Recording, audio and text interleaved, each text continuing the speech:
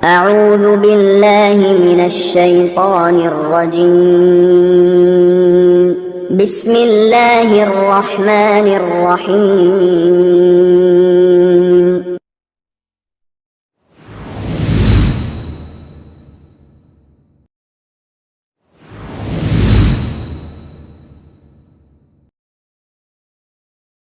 السلام عليكم ورحمة الله وبركاته. الحمد لله والصلاة والسلام على نبينا محمد رسول الله صلى الله عليه وسلم. أعوذ بالله من الشيطان الرجيم. بسم الله الرحمن الرحيم.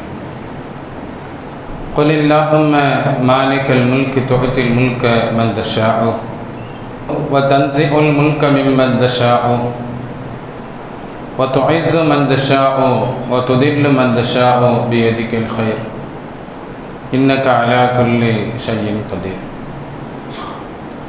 புகழும் புகழ்ச்சியும் எல்லாம் அல்ல அல்லாஹ் ஒருவனுக்கே. அல்லாஹுவின் சாந்தியும் சமாதானமும் முஹம்மது ரசூலுல்லாஹி ஸல்லல்லாஹு அலைஹி வஸல்லம் அவர்கள் மீதும் அவர்களை பின்பற்றி வாழ்ந்த உத்தம சத்திய சஹாபாக்கள், தாபிஈன்கள், தபஅ தாபிஈன்கள், உலக முஃமின்கள், முஸ்லிம்கள், நம் முன்னோர்கள், நம் சந்ததிகள், குறிப்பாக நம் அனைவர்கள் மீதும் என்றென்றும் உண்டாவதாக. ஆமீன். இஸ்லாம் ஒரு முஃமின் இறைவணக்கம் புரிய வேண்டும் என்கின்ற ஆன்மீகத்தை மட்டும் முஸ்லிம்களுக்கு அல்லாஹு தஆலா கடமையாக ஆக்கவில்லை. எப்படி தொழ வேண்டும், எப்படி நோன்பு நோற்க வேண்டும், ஜக்காத் எதற்கு எவ்வளவு கொடுக்க வேண்டும், ஹஜ்ஜு யாருக்கு கடமை, இதை மட்டுமே இஸ்லாம் முஃமினுக்கு, முஸ்லிமுக்கு சொல்லிக் கொடுக்கவில்லை. அது கடந்து இறைவனை எப்படி நம்ப வேண்டும், இறை தூதரை எப்படி பின்பற்ற வேண்டும், ஒருவர் மற்றவருக்கு செய்ய வேண்டிய கடமைகள் என்ன என்பது போன்ற ஏராளமான விஷயங்களையும் இஸ்லாம் வகுத்து தொகுத்து நமக்கு தந்திருக்கிறது. இது எப்போ தந்தது? 1400 ஆண்டுகளுக்கு முன்பே நமக்கு இதுதான் சட்டம் என்று தொகுத்து தந்திருக்கிறது. அதில் எல்லளவும் மாற்றம் செய்யும் அதிகாரம் எந்த மனிதனுக்கும் இல்லை, எந்த மனிதனுக்கும் இல்லை. ஏனென்றால் இது அல்லாஹ்வுடைய சட்டம். இந்த சட்டம் முழுமை பெற்று முஃமினாக, முஸ்லிமாக இருக்கக்கூடிய மனிதன் அதை பின்பற்றுவது கடமை என்பதை இஸ்லாம் வலியுறுத்தும். அதே வேளையில்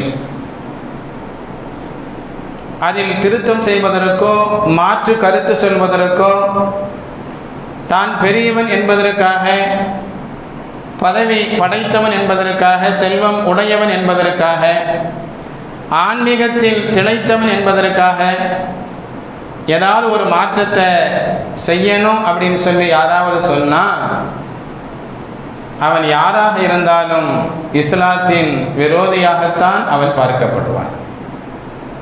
ஏன்னா இது அல்லாஹ்வுடைய சட்டம். அன்பானவர்களே, நமக்கு இம்மை என்று ஒரு உலகம் உண்டு, மறுமை என்று ஒரு உலகம் உண்டு. இம்மையிலும் நல்வாழ்க்கை வாழ வேண்டும், இன்ஷா அல்லாஹ் மறுமையிலும் நல்வாழ்க்கை அமைந்திட வேண்டும். அல்லாஹு தஆலா ஈருலகிலும் மகிழ்ச்சிக்குரிய வாழ்வாக நம்மவர்களுக்கும் நம் சந்ததிகளுக்கும் உலகத்தார்களுக்கும் அல்லாஹு தஆலா ஆக்கி அருள் புரிவானாக. ஏன்னா குர்ஆனே அதை தான் நமக்கு சொல்லித் தருகிறது. ரப்பனா ஆத்தினா ஃபித் துன்யா ஹஸனா வ ஃபில் ஆখিরাতি ஹஸனா. அன்பானவர்களே, அதுபோல சட்டங்கள் என்று எடுத்துக்கொண்டால் இஸ்லாமிய சட்டங்களை கடந்து இந்திய அரசியலமைப்பு சட்டத்தையும் பின்பற்ற வேண்டிய கடமை நமக்கு உண்டு என்பதையும் மார்க்கம் நமக்கு சொல்லித் தருகிறது. இஸ்லாமிய சட்டம் 1400 ஆண்டுகளுக்கு முன்பு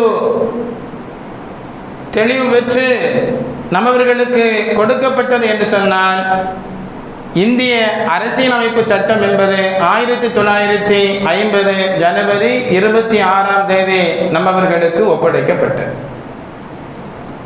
1947 இந்தியா சுதந்திரம் பெறுது அப்படின்னு சொன்னால் கிட்டத்தட்ட 2.5 வருஷம் ஆட்சியாளர்களுடைய கடமை என்ன, குடிமக்களுடைய கடமைகள் என்ன, எது தண்டனைக்குரிய குற்றம், எதற்கு ஆயுள் தண்டனை கொடுக்க வேண்டும், எதற்கு மேல் விசாரணை உண்டு, குடும்பவியல், அரசியல், சொந்த விஷயம் எல்லாமே தொகுக்கப்பட்டு முடிவு செய்யப்பட்டு அது அங்கீகாரம் பெறப்பட்ட நாளாக இந்த நாள் ஜனவரி 26ஆம் தேதி இருக்கிறது. 1950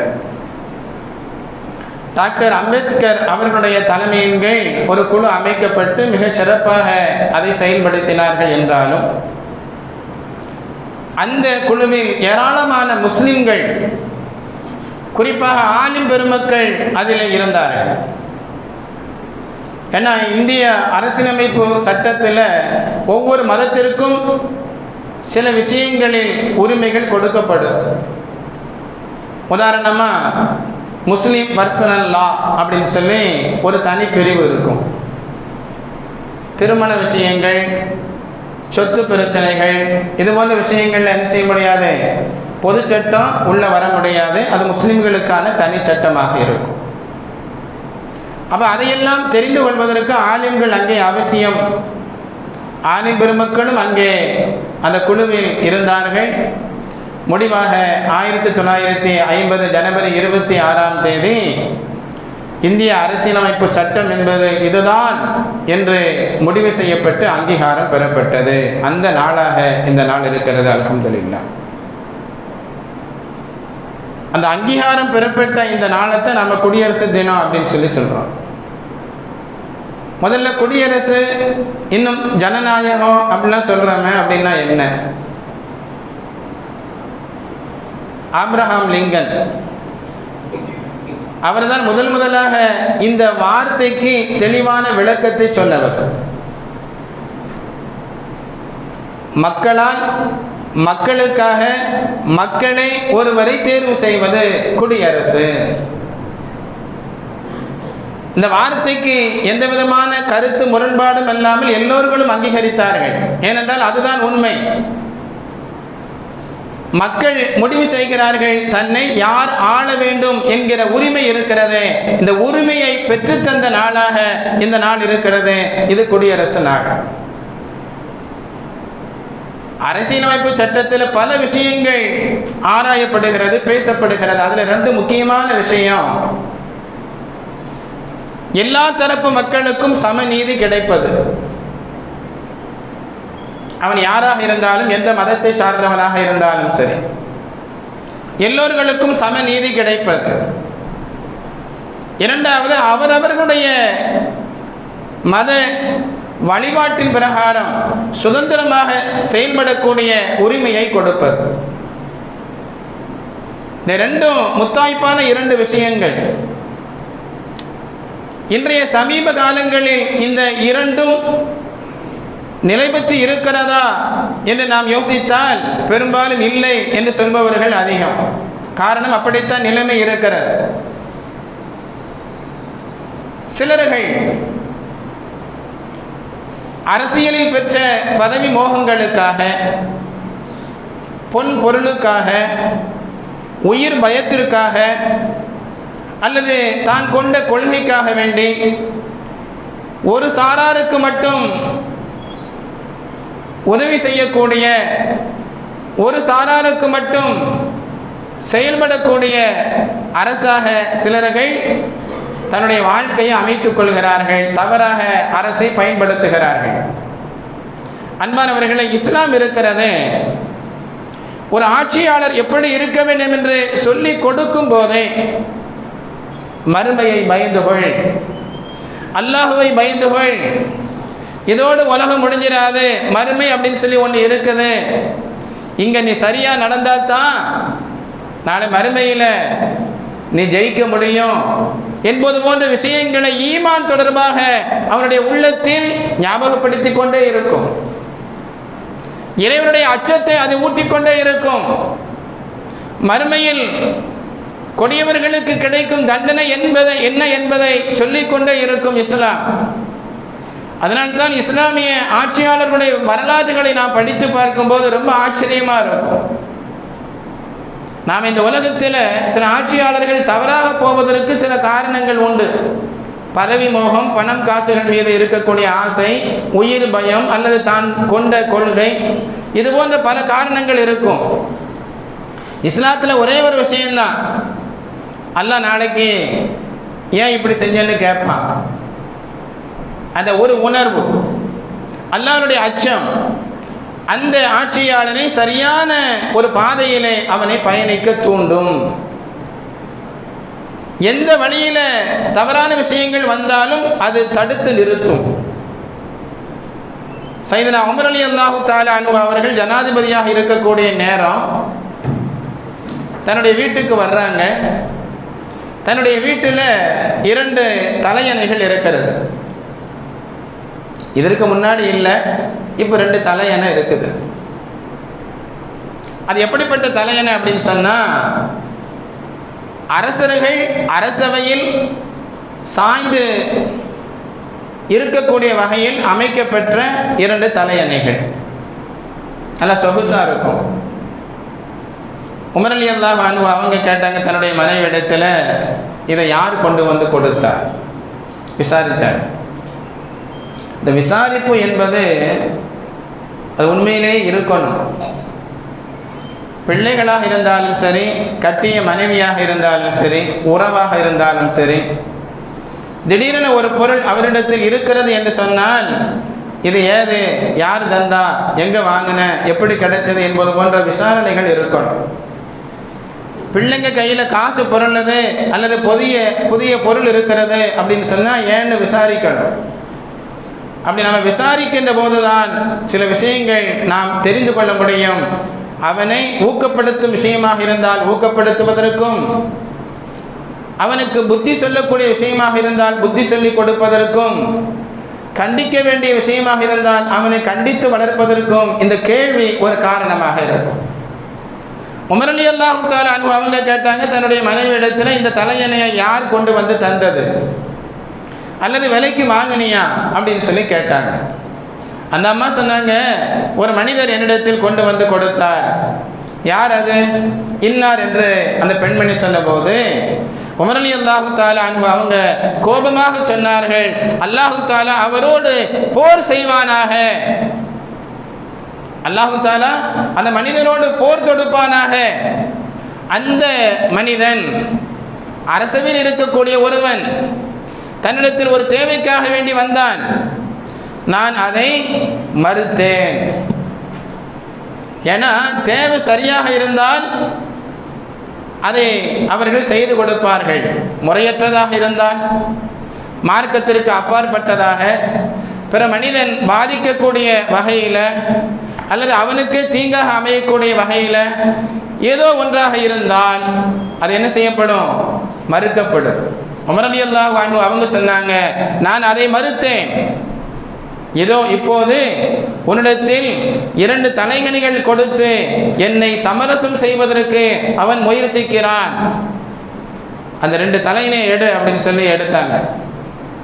வேகமாக வெளியே கிளம்புறாங்க. அந்த அம்மா சொன்னாங்க, தலையணை அவருக்குரியது, அதில் போட்டிருக்கக்கூடிய அந்த உரை இருக்கிறது, கம்பளி உரை, அது நமக்கு சொந்தமானது என்று ஞாபகப்படுத்திய போது தனக்கு சொந்தமானதை உமர் ரலியல்லாஹு தஆலா அன்ஹு அவர்கள் அந்த 2 உரைகளையும் எடுத்து மனைவியிடத்தில் கொடுத்து விட்டு 2 தலையணைகளையும் வெளியே கொண்டு வந்து அன்சாரி பெண்ணிடத்திலே ஒன்றையும் முஹாஜிர் பெண்ணிடத்திலே ஒன்றையும் கொடுத்து விட்டு திரும்பினார்கள் என்பதை பைஹக்கி அப்படிங்கிற ஹதீஸ் கிதாபில் நாம் பார்க்கிறோம். நாம் யோசிக்கணும். கண்ணியத்திற்குரியவர்களே, ஒரு முஃமின் ஒரு பொறுப்பில் இருக்கிறான் என்று சொன்னால், ஆட்சியாளராக இருக்கிறான் அப்படின்னு சொன்னால் அவன் எப்படி நடந்துக்கிறான்? நமக்கு 2 ஆசை, துனியாவிலும் வெற்றி பெறணும், மறுமையிலும் வெற்றி அடையணும். துனியாவில் வெற்றி பெறுவதற்கு அல்லாஹ்வுடைய உதவி எப்படி தேவையோ அதுபோல மறுமையில் வெற்றி பெறுவதற்கும் அல்லாஹ்வுடைய உதவி தேவை.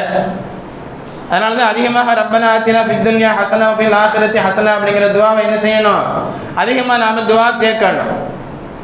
அல்லாஹ் தஆலா நல்லடியார்களுக்கு கொடுக்கக்கூடிய பரிசுகளில் உயர்தரமானது சொர்க்கம். அன்பானவர்களே, முஸ்லிம் ஷரீஃபில் ஒரு ஹதீஸ் வரும். மாக்கப் பின் யஸார் ரலியல்லாஹு தஆலா அன்ஹு அவங்க மரண படுக்கையில் இருக்கிறாங்க. எப்போ வேண்டுமானாலும் மவுத்து வரும் அப்படிங்கிற ஒரு சூழலில் இருக்கிறாங்க. இந்த சஹாபியை சந்திப்பதற்காக உபைதுல்லா பின் ஜியாத் ரலியல்லாஹு தஆலா அன்ஹு அவங்க வர்றாங்க.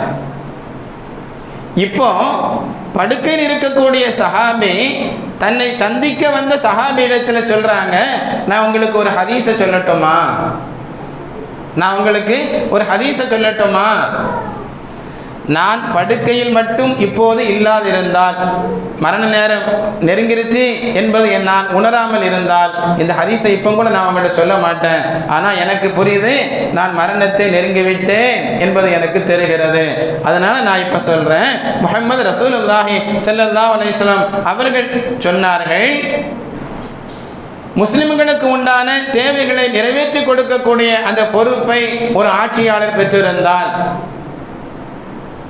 அந்த மக்களுக்காக வேண்டி அந்த ஆட்சியாளர் பொறுப்பேற்ற பின்பு மக்களுக்காக உழைக்காமல் இருக்கிறார், மக்களுடைய விஷயத்தில் அக்கறை காட்டாமல் இருக்கிறார், இப்படி அவர் இருந்தார் அப்படின்னு சொன்னா ஸல்லல்லாஹு அலைஹி வஸல்லம் அவங்க சொன்னாங்க, அந்த மக்கள் சொர்க்கத்திற்கு செல்கின்ற போது இவர் சொர்க்கம் அந்த மக்களோடு சென்று சேர மாட்டார் என்றார்கள் பெருமானார் ஸல்லல்லாஹு அலைஹி வஸல்லம்.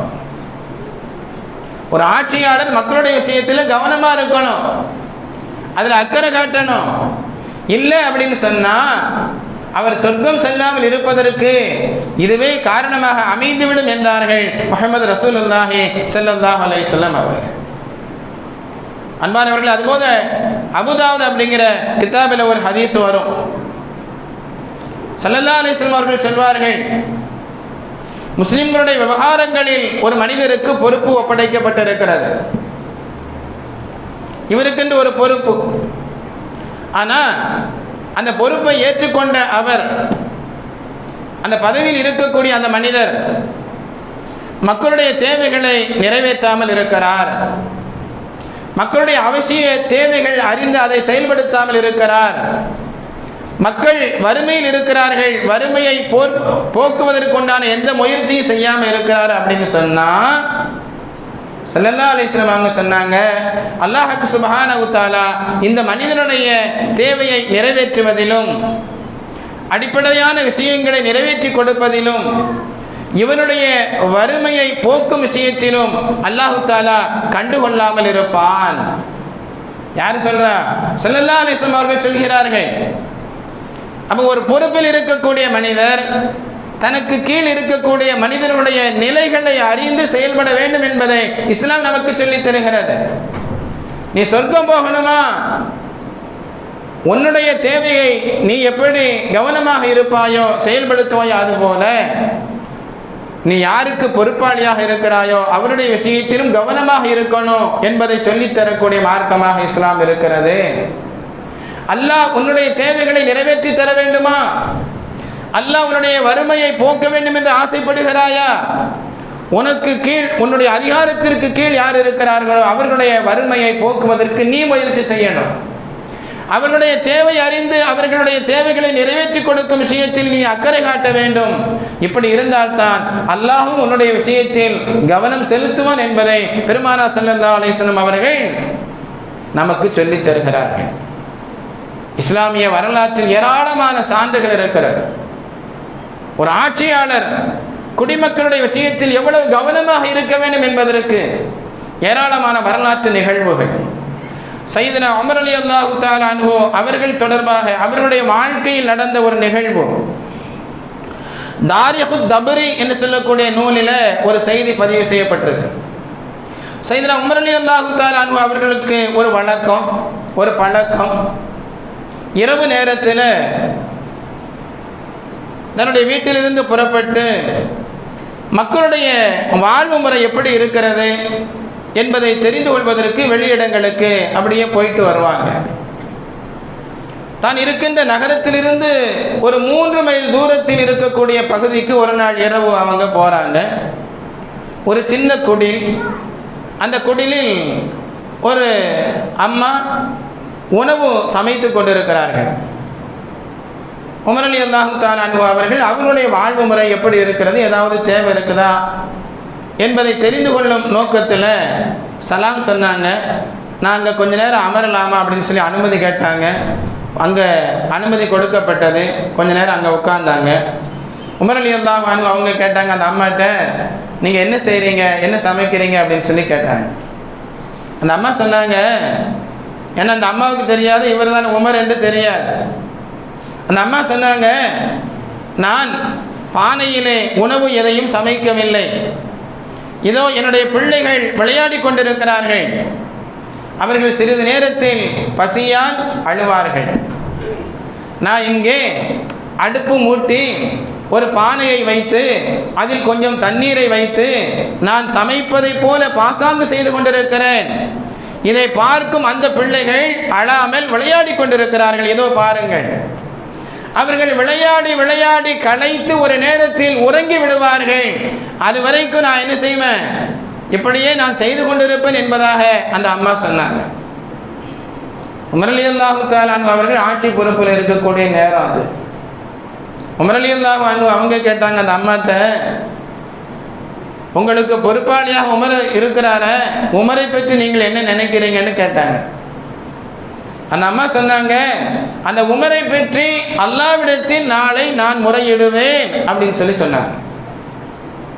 உமர் ரலியல்லாஹு அன்ஹு அவர்கள் துடிச்சு போயிட்டாங்க.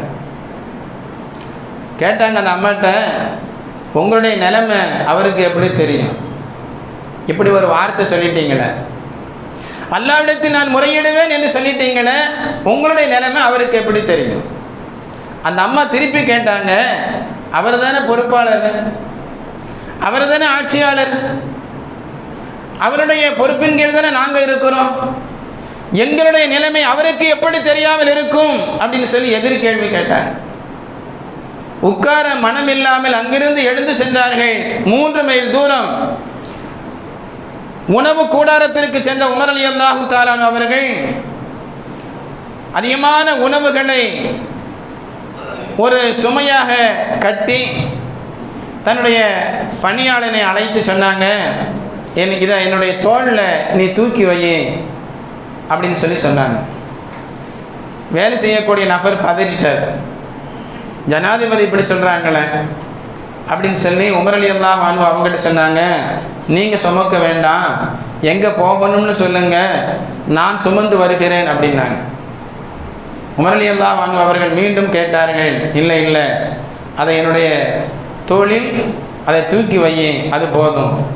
அந்த பணியாளர் மீண்டும் நான் சுமந்து வருகிறேன் என்று சொன்னார். இதுபோல 3 முறை நடந்த போது உமர் ரலியல்லாஹு தஆலா அன்ஹு அவர்கள் கேட்டார்கள் அந்த பணியாளரிடத்தில், நாளை மறுமை நாளில் தீர்ப்பு சொல்லக்கூடிய அந்த சமயத்தில் என்னுடைய பாவச் சுமையை நீ சுமப்பாயா அப்படின்னு சொல்லி கேட்டாங்க. உமர் ரலியல்லாஹு அன்ஹு அவர்கள் அந்த பெரும் சுமையை 3 மைல் தூரம் சுமந்து வந்து தானே அடுப்பு பற்ற வைத்து அதில் உணவு சமைத்து அந்த பிள்ளைகளுக்கு உண்ண கொடுத்தார்கள். இருள் சூழ்ந்த நேரம், கடுமையான பனி. பக்கத்தில் இருந்த பணியாளர் சொன்னார், வாங்க வீட்டுக்கு போகலாம். உமர் ரலியல்லாஹு அன்ஹு அவங்க சொன்னாங்க, இல்லை இல்லை, நான் அந்த பிள்ளைகளை அழக்கூடிய காட்சியில் கண்டேன், இந்த உணவை உண்டு மகிழ்ந்து சிரித்து விளையாடி அது தூங்கிய பின்புதான் நான் இங்கிருந்து புறப்படுவேன் என்றார்கள் சையதுனா உமர் ரலியல்லாஹு தஆலா அன்ஹு. அதுபோல தான் அவர்கள் செய்தார்கள். அன்பானவர்களே, ஒரு ஆட்சியாளர் குடிமக்களுடைய விஷயத்தில் எப்படி இருக்க வேண்டும் என்பதற்கு சையதுனா உமர் ரலியல்லாஹு தஆலா அன்ஹு அவர்கள் சிறந்த உதாரணம். அன்பானவர்களே, குடியரசு தினம், மக்களால் தேர்வு செய்யப்பட்ட ஒருவர் மக்களுக்காக ஆட்சி செய்ய வேண்டும், அப்படி நடக்கிறதா? நாம் நல்லவர்களைத்தானே நாம் தேர்வு செய்கிறோம், ஓட்டு போடுறோம். அது எங்கே தடம் புரளுகிறது என்று சொன்னால் 2 முக்கியமான விஷயங்கள். குடியரசு, மக்களுக்காக ஆட்சி செய்ய வேண்டிய அரசு நமக்கு கிடைக்கணும் அப்படின்னு சொன்னால் 2 விஷயங்களில் கவனமாக இருக்கணும். ஒன்று, இப்பொழுது நடைமுறையில் இருக்கக்கூடிய ஓட்டு மிஷின், இது வாபஸ் பெறப்பட்டு அந்த பழைய முறை சீட்டு முறையின் மூலமாக, ஓட்டு சீட்டின் மூலமாக வாக்கெடுப்பு நடத்தப்பட வேண்டும். இரண்டாவது, ஒருவர் ஒரு பதவியில் இருக்கின்ற நிலையில் இன்னொரு கட்சிக்கு மாறினால் அவருடைய ஆட்சி அதிகாரம் பறிக்கப்பட வேண்டும் என்கிற சட்டம் வந்தால் மட்டுமே, இந்த இரண்டு மாற்றங்கள் நடந்தால் மட்டும்தான் உண்மையான குடியரசு நமக்கு கிடைக்கும் என்கிற விஷயத்தை கவனத்தில் கொண்டு அதற்காக முயற்சிக்க வேண்டும். எல்லாம் அல்ல அல்லாஹ் நல்ல குடிமக்களாக நம்மை வாழ வைப்பதோடு நல்ல முஃமினாக வாழுகின்ற நசீபையும் தந்து நம்மவர்களுக்கு சிறந்த ஆட்சியாளரையும் அல்லாஹ் சுப்ஹானஹு வ தஆலா நியமனம் செய்வானாக. ஆமீன் ஆமீன் யா ரப்பல் ஆலமீன். அஸ்ஸலாமு அலைக்கும் வரஹ்மத்துல்லாஹி தஆலா வ பரகாத்துஹு.